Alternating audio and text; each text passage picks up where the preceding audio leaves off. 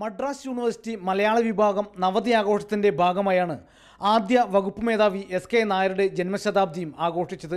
സർവകലാശാലയിൽ നിന്ന് മലയാളത്തിലെ ആദ്യ ഡോക്ടറേറ്റ് നേടിയ എസ്.കെ. നായരുമായും കുടുംബവുമായുള്ള ബന്ധത്തെ ഓർമ്മിപ്പിച്ചുകൊണ്ടാണ് യേശുദാസ് പ്രഭാഷണം തുടങ്ങിയത്. ആദ്യകാലത്ത് സാഹിത്യകാരന്മാരും കലാകാരന്മാരുമൊന്നും പ്രശസ്തിക്ക് വേണ്ടിയായിരുന്നില്ല ചെയ്തിരുന്നത്.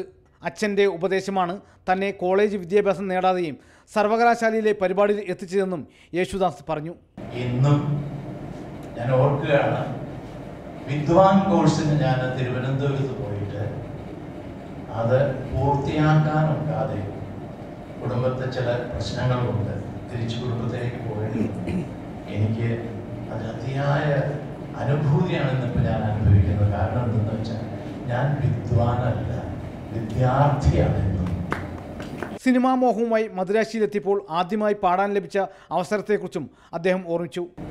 കാണുമ്പോൾ ഞാൻ ഒരു കാജി ചുമ്പ് കയ്യു പിടിച്ചാലോ ഇതാണ് ആദ്യം എൻ്റെ പാടാൻ. എനിക്ക് എന്നെ പറ്റി ഒന്നും അറിയില്ല.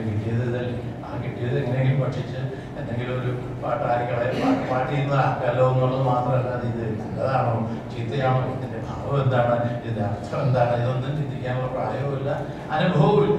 യൂണിവേഴ്സിറ്റി രജിസ്ട്രാർ ഡോക്ടർ എസ് കരുണാനിധിയാണ് പരിപാടി ഉദ്ഘാടനം ചെയ്തത്. Doctor Padma Subrahmanyam, VP. Dhananjayan, SK. നായരുടെ മകൻ സി.കെ. മണി എന്നിവരും പ്രസംഗിച്ചു. മാതൃഭൂമി ന്യൂസ്, ചെന്നൈ.